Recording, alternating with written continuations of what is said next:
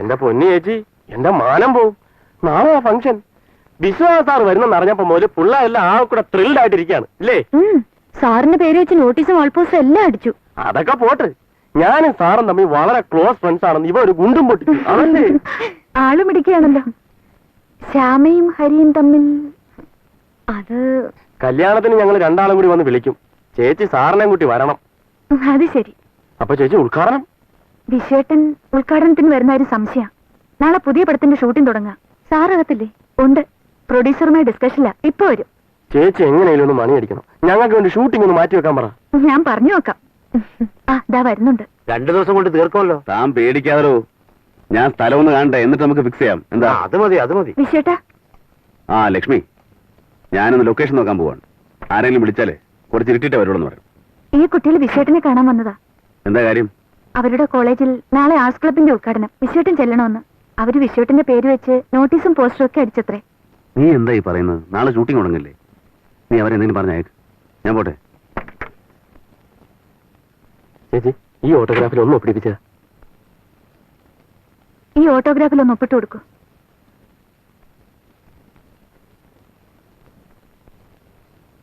കുറച്ച് തിരക്കുള്ളതുകൊണ്ടാ, ഒന്നും വിചാരിക്കരുത് കേട്ടോ.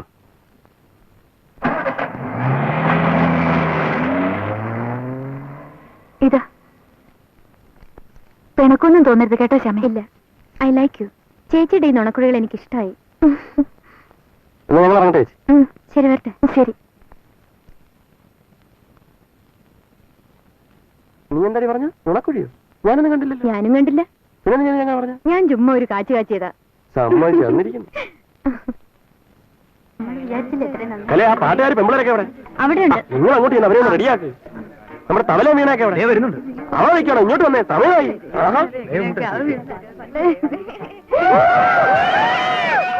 വേണം ഉണ്ടാക്കാം. ഇപ്പൊ തുടങ്ങുമല്ലോ.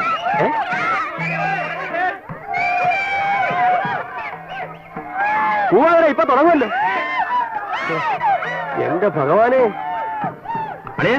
അരങ്ങേറ്റമായിട്ട് ഇങ്ങനെ നടന്നാൽ മതി. നമുക്കൊന്ന് കൂടണ്ടേ? പിന്നെ നമുക്ക് തകർത്ത് കളയാം. മറ്റവനില്ലേ? കുപ്പിയാ ഒണ്ടരെ അടിച്ച് പിരുത്തുകളെ. ഈ ഫംഗ്ഷൻ ഒന്ന് കഴിഞ്ഞോട്ടെ. നിങ്ങൾ ആ ചീഫ് ഗസ്റ്റിനെ നോക്ക്. ഞാൻ ആ റിഹേഴ്സൽ നോക്കിട്ട് വരാം.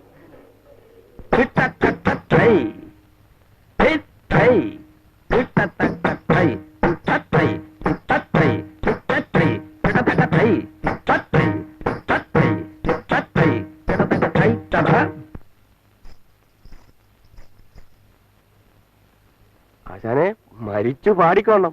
ഇവളുടെ ഡാൻസ് കണക്കാ. ആശാൻ പാട്ട് പാടി വേണം ഓഡിയൻസിനെ വരട്ടാൻ. അളിയാ ഒന്ന് പതുക്കെ പിടി. കൊള്ളാം, നന്നായിരിക്കുന്നു. ആ, ഇനി വന്നേ. എന്താ ഇതൊക്കെ വാങ്ങാൻ കാശ് എവിടെ നിന്ന് കിട്ടി? മാല വിറ്റോ? വിറ്റല്ലേ? അയ്യോ കുഞ്ഞെ, നേരം പോവും. ബാക്കിയൂടെ അങ്ങ് തീർക്കാം. റെഡി?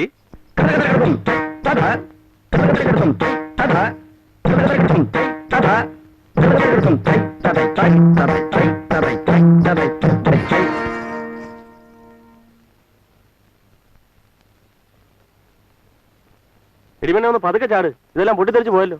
അയ്യോടാ. ഇനിയിപ്പോ ഇതൊക്കെ മതി. പിടി അച്ഛനെ. ഞാനിപ്പോ വരാ. ഇപ്പൊ വരാം. ഹരിക്കുഞ്ഞ്. എന്താ അച്ഛനെ? ഇതൊരു ഐശ്വര്യക്കേടാണല്ലോ കുഞ്ഞെ. ഏത്?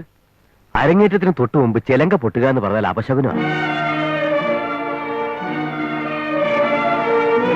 നമുക്ക് ഈ അരങ്ങേറ്റം ഒന്ന് മാറ്റിവെച്ചാലോ? നല്ല ഇടപാടാ. എന്റെ മാനം പോവും ആശാനെ. ആ വിശ്വാസനെ കൊണ്ടുവരാന്ന് പറഞ്ഞ അയാൾ വന്നില്ല. ഇനിയിപ്പോ ഇവിടെ ഡാൻസും കൂടി ഇല്ലെന്ന് പറഞ്ഞാ വേണ്ട. പൊട്ടിയ ചിലങ്ക വെച്ച് അങ്ങ് അരങ്ങേറിയാ മതി. വയ്യ കുഞ്ഞ്, ഞാനവനെ കൂട്ടുനിൽക്കില്ല. നിങ്ങൾക്ക് നിർബന്ധമാണെങ്കിൽ വേറൊരു ചിലങ്ക കൊണ്ടുവന്ന. വേറെ ചിലങ്ക എന്നൊക്കെ പറഞ്ഞാൽ ഞാനവിടെ പോവാനാ? ഇപ്പൊ തന്നെ സമയം 8:30 കഴിഞ്ഞു. കടയടച്ചാണ്. ഇത്തിരി വൈകി തുടങ്ങിയാലും കുഴപ്പമില്ല.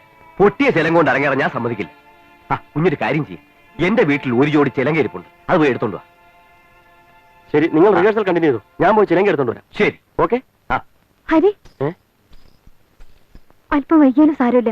അധികം സ്പീഡിൽ ബൈക്ക് ഓടിക്കരുത്. നീ വിഷമിക്കാരി. ഞാൻ ഇപ്പൊ ഇനി എത്തത്തില്ലേ? ചെല്ലേ.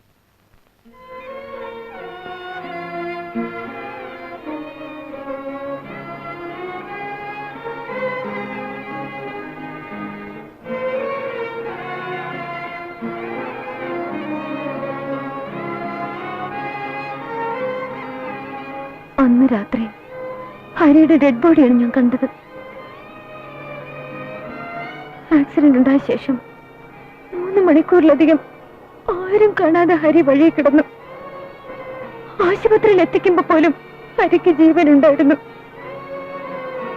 അപകടം ഉണ്ടായപ്പോ തന്നെ ആശുപത്രിയിൽ എത്തിച്ചിരുന്നെങ്കിൽ ഹരി രക്ഷപ്പെടുമായിരുന്നു ഡോക്ടർമാരെല്ലാം പറഞ്ഞു. അതിനുള്ള സന്മനസ് പോലും ഹരിയെ അപകടപ്പെടുത്തിയ ആൾക്കുണ്ടായില്ല. ആരായിരുന്നു? അറിയില്ല. ഞാൻ ഒരിക്കൽ പോലും കണ്ടിട്ടില്ലാത്ത ആ മനുഷ്യനാണ് എന്റെ ജീവിതം തകർത്തത്. അയാളാണ് എന്റെ ഏറ്റവും വലിയ ശത്രു. ശ്യാമേ,